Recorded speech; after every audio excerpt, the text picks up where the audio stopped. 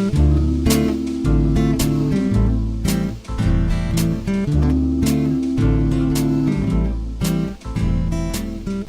the New Arts and Media Studios in Milwaukee, I'm Charles Purcell. This is The Log. And if you are on Spotify right now, you are not hearing The Log. I removed The Log from Spotify in support of Neil Young. Now, before you laugh, maybe it's too late. I have, a few dozen listeners on Spotify. The reason I took this podcast off the Spotify platform is not that I think I'm going to change their minds about anything or that anybody's going to notice. No, this is strictly a personal decision. I want to support the idea. It's the same reason you choose paper bags over plastic, or the same reason you don't toss garbage out your car window. You just don't do the wrong thing. Because let's face it, if you threw garbage out your car window, you're one person on a planet of several billion, and it's not going to make any difference. But it does make a difference when everybody's doing it or not doing it. And more importantly, it's just your own integrity that's on the line. So I wouldn't throw garbage out my car window. And I removed The Log. I removed this podcast from Spotify. It's the least any of us can do, should do. Of course, you know the story. We talked about it when it first happened. Neil Young wrote an open letter to his management team saying, do whatever you need to do and take me off of Spotify. I can't be on the same platform as Joe Rogan because of his dangerous misinformation that's literally killing people. Now, at the time, and let me just reiterate, I was in full support of that. It's just that Neil Young didn't want to be a part of it. He didn't want his fans to come to Spotify, the home of Joe Rogan. He just didn't want to participate in wrongdoing. He wasn't giving Spotify an ultimatum, fire him or I go. And I know it's slicing it kind of fine. I mean, I understand how you might think that, but it really is not that. It's just I don't want to be part of it. If not for Joe Rogan, sure, I'd work with you, but I just can't. It's a question of integrity. Joni Mitchell followed suit, a few other musicians, but only a couple. The bigger names in the industry didn't do it. It'd be nice to see a few bigger names, contemporary artists, removing themselves from Spotify. That's a shame. And of course, Spotify, their first response was boilerplate. We're not a media company, we're a platform. That's the old line that they've been saying for years. And it's a good little dodge. I kind of understand it. There is room for debate. Now, I'm going to come down on the side of, you got to regulate yourself. And if you can't do it, then the government's going to have to, and nobody wants that. Us free speechers, I consider myself a free speecher. Joe Rogan should be able to say any damn stupid thing he wants. But as soon as his speech or anybody's speech becomes literally dangerous, becomes literally a matter of life or death, well, then we have to have some mechanism by which that is regulated. I'm not here to tell you exactly how it should work because I don't know. I don't want a heavy-handed government regulating speech. I do think the idea of the so-called responsible corporate system comes into play, but you know me, I will never, ever rely on that as a solution to anything. It's oxymoronic to talk about a responsible corporate citizen. It's both moronic and oxymoronic. Reading from the New York Times from last week, the streaming service says it isn't responsible for moderating content posted on its platform, much as social networks like Facebook have argued for years. But commentators like Peter Kafka of Recode note a key difference between Spotify and those companies. Spotify directly paid a reported $100 million for the exclusive rights to Rogan's podcast, and the company has noted that his show has increased its ad revenue. To some, that puts an extra onus on Spotify to act like a media company and take responsibility for content. Yeah, so there's the debate that's been going on for years. Facebook, all of social media. Are you a media company or are you simply a platform? Like the telephone company. That's the comparison they always use. Well, I'm just like the telephone line, right? I'm the telephone company. I'm providing the conduit by which these content creators share their content. But I'm not publishing it the way a newspaper publishes or magazine publishes or a website publishes. But then again, okay, now get online, everything gets real murky. What's a website? What's a platform? What's a media company? So I'm the first one to admit it's a very complicated debate. And anybody who thinks they have the answer is being way overconfident. This really requires a lot of serious thought. Now, I will tell you, I do have one idea, and you know what it is. I want to go big. I want to nationalize social media. I want to eliminate all profit. Let social media exist exactly as it is today, with one big difference. There's no such thing as profit motive anymore. You nationalize them. And once you do that, the need for regulation becomes very low. So, in the case of Joe Rogan saying dangerous things, yes, maybe then the government should require that steps be taken to limit that kind of speech, or at least correct it. Now, those who are very scared of the idea of nationalizing anything say, no, we need private corporations. All right, I disagree with you, but let's go with you for a minute. So then your solution is, well, the free market will decide. If enough people really don't like what Joe Rogan has to say, then Spotify will feel the pain of that. Okay, well, you're in a pretty strong position today because within just a couple days of Neil Young making his big announcement, Spotify reportedly lost $4 billion in market value. So here's an argument for those of you who want to defend capitalism. This is exactly how it's supposed to work. Without any government intervention, Spotify lost tons of money, just entirely through the free market. Well, if everything worked like this, I might be on your side. But it doesn't. This is pretty extraordinary. By the end of last week, Friday, January 28th, shares of Spotify were down about 12% from where they closed the week prior. Wow. The hashtags delete Spotify and cancel Spotify also gained traction on social media, with many websites offering step-by-step instructions for users to remove the app from their devices. Spotify took down nearly all of Young's music on Wednesday, 2 days after his open letter. But just a couple days before this, they were saying, no, we're not responsible. They're using the old standard Facebook social media line. We're a platform. Well, lose $4 billion and things change a bit. So now, just within a matter of days, after they have a meeting with their accountants, they come back with a pretty extraordinary press release about how they're going to be more diligent about enforcing their platform rules. Today, we are publishing our long-standing platform rules. So they're not changing them, but they're publishing them. And they're going to make efforts to make sure content creators know these rules. Also from the press release, we are working to add a content advisory to any podcast episode that includes a discussion about COVID-19. This advisory will direct listeners to our dedicated COVID-19 hub. So this is new, this so-called content advisory. So they're going to make some effort here. It's COVID specific. I think it needs to be, who knows what issue is going to come up next. And there have been issues in the past. There'll be issues in the future. There's certainly the whole, the big lie of the election and all of that. So COVID is not the first or the last issue that I think would require some sort of a content advisory. So, yeah, $4 billion.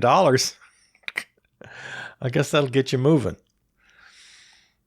Okay, so as we follow this timeline then, so first we have the Neil Young announcement, then I leave Spotify. That's what really made all the news. Streaming service gives the standard defense. Then they lose $4 billion. Then they say, well, hold on a second. Let's see what we can do about this. I'm not confident that anybody's learning any big lessons from this or anything's really going to change. Not at all. And now, okay, so then the next thing in the timeline is Joe Rogan's response. He posts this like 9-10 minute video that is just full of problems. It's just filled with problems. He's Joe Rogan comes off as a pretty nice guy. He's not like an Alex Jones. He's not mean. He doesn't yell. He doesn't get angry. And this, I think, it's one of the reasons he's so popular. He's a nice guy, and he just has conversations, interesting conversations. And so he apologized rather sincerely. I thought he came off pretty good in this video. He apologized for any misinformation that may have come out. He's a little self-deprecating. He even says himself, I'm not that smart. I'm just a guy. I don't really know what I'm talking about half the time. I'm just asking questions and having conversations. And so he apologizes. He goes out of his way to say how much he likes Neil Young, and he's not angry with Neil Young. I love Neil Young. I love his music. I always have. I've always been a big fan. But then he does get a little, not defensive, but he kind of gets back on his, I guess it's his defense, that he's just asking questions. He wants to have all points of view. He points out that he's had more standard researchers and scientists who are part of the scientific consensus on his show, and he has. But he doesn't really take full responsibility for some of the really dangerous things he said. And again, defends them just as, just asking questions. You can't, that defense is really worn out and it's not strong. I mean, it gets down to this. Joe Rogan and many people, I think, well, let's just stick with Joe Rogan for the moment. He has a basic misunderstanding of what journalism is and what his role is as a podcaster, especially with millions and tens of millions of listeners. Now, another interesting thing in his statement, he's very honest. He said this podcast sort of just started out as a lark. It was just him and a couple of buddies just yakking and never expected it to become what it has become and kind of bigger than he can control. He says his success kind of came as a surprise to him, and he admits not being up to the task. So then he does the oddest thing. He kind of promises that, I'll try to do better. I'm beginning to understand my responsibility. I'll try to prep a little better. He says at one point, I don't really do any preparation for the show. I just, have interesting people on and we have conversations. But he said, I should probably do a little more preparation. And this just demonstrates a complete lack of understanding of what journalism is. Like, you're going to become a journalist all of a sudden? You're going to do actual research. You're going to prep your show, your content, your questions, you stay in your lane. You're not a journalist, and you're not going to become one just by promising your listeners you're going to do better. I mean, what are you going to do? You're going to enroll in the Columbia School of Journalism? You're going to become a journalist now? No, you're Joe Rogan. You're a guy who yaks in his podcast. And you know what? Be Joe Rogan. Just keep it loose. Keep it fun. Don't try to be a journalist overnight. You're just going to be a bad journalist. Okay, here are a couple of examples from his 10-minute little video where he's still just wrong and he doesn't even know it. As this big defense, he lists a couple of things that were different 8 months ago. And this is in his defense of his free speech and alternate views. He said 8 months ago, you couldn't say that cloth masks were no good, that they don't do anything. And now everybody's saying it. Well, 8 months ago, cloth masks did quite a lot of good. Nothing's ever 100%. That's the other thing that he gets wrong, generally. I mean, all you have to do is listen to the scientific consensus. And early in the pandemic, cloth masks were considered okay. They're not perfect. They will definitely help. And if you're wearing a mask and the person next to you is wearing a mask and you're keeping a social distance, everything is helping. Nobody guaranteed 100% you're good to go, but every little bit helps. So no, it's just clearly untrue what he said in this most recent video. 8 months ago, they said cloth masks were fine, and now they say they're not. No, they didn't say that at the time. And since then, we've had Delta, we've had Omicron, and now we've got the new variant, BA2. Is that what it's called? I think so. And so the science changed, especially when we hit Omicron. It's like, no, you need the N95s now. The cloth masks really don't work anymore. So he's got that wrong. In the same vein, he said 8 months ago, you couldn't say that COVID originated in a lab in Wuhan, and now it's common knowledge or something like that. Now it's on the cover of Time magazine or something like that. There again, go back and listen to any archive you care to from the beginning of the pandemic to 8 months ago to today. Anthony Fauci, anybody. Nobody was saying that the lab theory was impossible. They're saying things like it was unlikely, it was one of many possibilities, we don't think it's the most likely. Nobody ever labeled the lab theory as conspiracy. No responsible person. But people on the fringe heard it that way. And they were convinced because people like that are so cocksure of themselves that of course it came from a lab because my cousin's friend told me so. And all the people marching in the street and carrying signs, I saw a sign that said so. No, the scientific consensus was always that it was a possibility, not likely. So he's off base on that one. And then one more, and it's just amazing to me that to this day, I mean, he made this video like a day or two ago. I think Sunday he released it. He said that vaccinated people can still get the virus and pass the virus. And he's claiming that as something that the truth tellers were telling us a year ago. Now we're learning that it's true. That is completely misstating the facts of things. Any reputable spokesperson on the side of scientific consensus, and they were saying from the very beginning, vaccinations reduce the risk. There is no 100% silver bullet. Vaccinated people can absolutely get the virus. They've always known this. They've always told us this. It reduces the risk very substantially, especially if you have the booster now. You can pass it. Absolutely you can. But the risk of contracting, the risk of passing, the risk of getting sick, the risk of hospitalization, and the risk of death are all substantially lower by factors of, I forget, 10, 20? I mean, it's a huge disparity. And his little blanket statement, well, vaccinated people can still get it. Like, oh, aren't I smart? So Joe Rogan's kind of dumb. And now he thinks he's going to be a journalist. No, stay in your lane. Just stay in your lane. Be a dumb guy having conversations. And when there's something that gets technical or complicated, don't be an advocate for some dopey theory, especially when people's lives are at stake. You're literally putting people's lives in danger with the power you have. And sorry, you do. You have power. I mean, shoot. I have a minuscule fraction of the listeners that you have. I mean, I'm a podcast host also. And I'm just very careful, even though I'm talking to half a dozen people. I don't know how many people I'm talking to, but I take responsibility for that. Even if I just have one listener out there, I don't want to give them wrong information that could hurt them or, God forbid, that could literally endanger their lives. So I'm very careful when I speak about things that I don't know about. I'm very quick to qualify. But no, you just sort of rattle things off.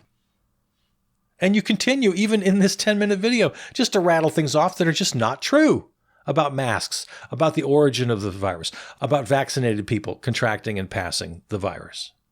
So even now you're demonstrating your ignorance. And you think you can change things around by just promising to do better? No. It's not going to work. I'll give you one example. And then I think I've said all I need to say about this. But this was just kind of funny. It was funny and telling. He said he was saying how much he liked Neil Young. And he said, and also Joni Mitchell. I love Joni Mitchell. I'm a big fan. I love Chucky's in Love. But anyway, I think that...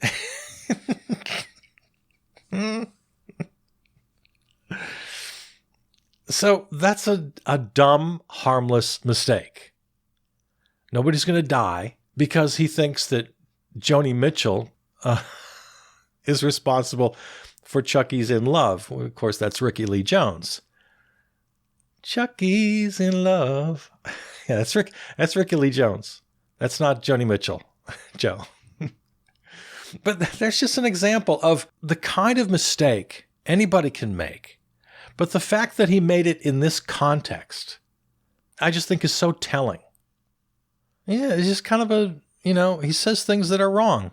Who cares? It's just kind of funny. But if you're going to talk about COVID and talk about other things that are just vitally important, you can't afford to make those kinds of mistakes. You can't be so loose with your attitude. Chucky's in Love by Joni Mitchell.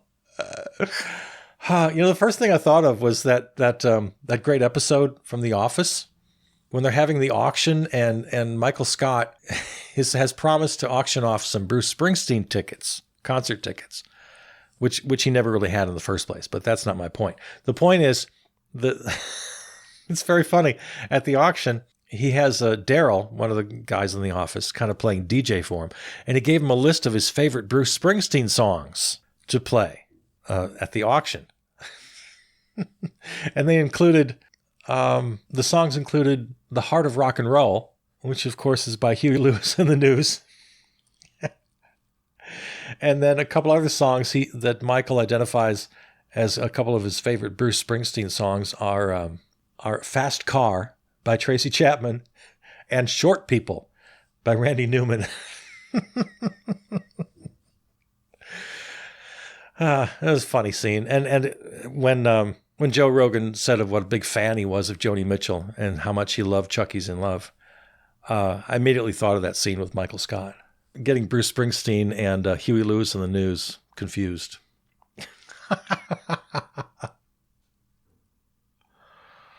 Well, let's see. Have we got time for any other stories today? Let me... I just have one thought about the upcoming Supreme Court Justice nomination. The concept of reasonableness, being reasonable in law. I was thinking about this because this upcoming vote on the nominee, everyone is just assuming that Republicans will not vote for whoever is nominated. That the nominee will get 0 Republican votes. There's some people out there that think, yeah, maybe 2 or 3, maybe they'll get Murkowski and Susan Collins and maybe even, Lindsey Graham. Yeah. Because the entire right wing seems to be sort of united. The whole Fox universe and MAGA world, they seem to be united in their initial response in that color blindness should be the ideal. And the fact that President Joe is limiting his options to a black woman is in itself racist, as if historic imbalance and the current imbalance means nothing. I mean, we can fix this. It's not that hard. But they're relying on this sort of purity test because it suits them and their latent white supremacy, sometimes latent, sometimes overt, sometimes covert, depends on who you're talking to. So yeah, they latch on to this colorblindness, and we had Martin Luther King Day recently, and all the conservatives, all the right-wingers, all the closet white supremacists love to quote the content of character part of the speech, the I Have a Dream speech, but they don't seem to have heard anything else that he said, because it suits them. But if colorblindness is your ideal, and then at the same time any proof of discrimination, if you also define that by this strict sort of fine print letter of the law approach, because that's been one of the big problems. It's hard to prove discrimination. It's like if you wake up in the morning and there's a foot of snow on the ground, but everybody was sleeping, so nobody actually saw it snowing, so you can't prove that it snowed. Well, you can see the results. There they are, indisputable. Yeah, but nobody saw any snowflakes falling. We don't have any eyewitnesses to that, so we can't prove it. We can't prove snow fell. But the results are right there. Sorry. Well, that's exactly the argument we have with institutional racism, whereby every single indicator, employment, housing, health, you name it, the numbers are through the roof. The disparity is through the roof. This particular company, is all white. You can't question their hiring practices because there's nothing in their hiring practices to prove. Well, the results are the proof. No, they say. No, they're not. And this is where the concept of reasonableness comes in. This is what I've been thinking. The founders, and I don't like to rely on the founders, but the Constitution is something that we have, and it's the law of the land. And it's filled with language, the most direct of which is the one we're all familiar with. In the Bill of Rights, the Fourth Amendment guarantees the right of the people to be secure in their persons, houses, papers, and effects against unreasonable searches and seizures. Unreasonable. This is the foundational law of the United States of America, and it uses the word unreasonable. So that means that courts, lawmakers, justices have to decide what is and what is not unreasonable. And this is a basic concept that goes throughout American law or any law, just the concept of law itself. You can't write 10,000-page laws, even though they try to, that cover every single possibility. At some point, we have to rely on people of goodwill making reasonable decisions. There's so many examples like that. The Fifth Amendment, private property will not be taken for public use without just compensation. Just compensation? Define just. Again, people of goodwill have to make these decisions. The Sixth Amendment guarantees a speedy and public trial. Define speedy. For every concept of right and wrong in the law, do you think we have to go into fine detail? You think we have to define speedy? No, people of goodwill. And this is maybe what the founders got wrong. Maybe they put too much faith that we would have people of goodwill.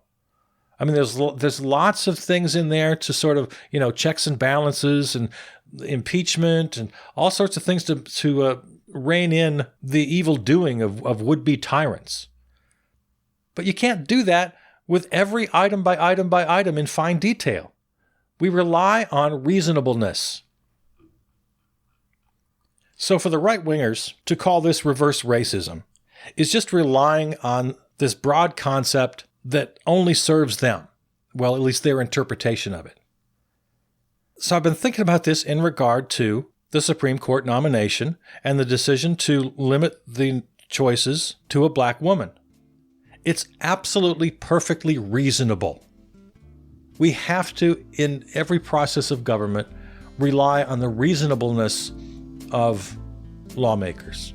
And we've just gone so beyond that with the current right wing. Okay, there it is. Looking at the clock here, time has expired for today. So there it is. I love you. I'm Charles Purcell.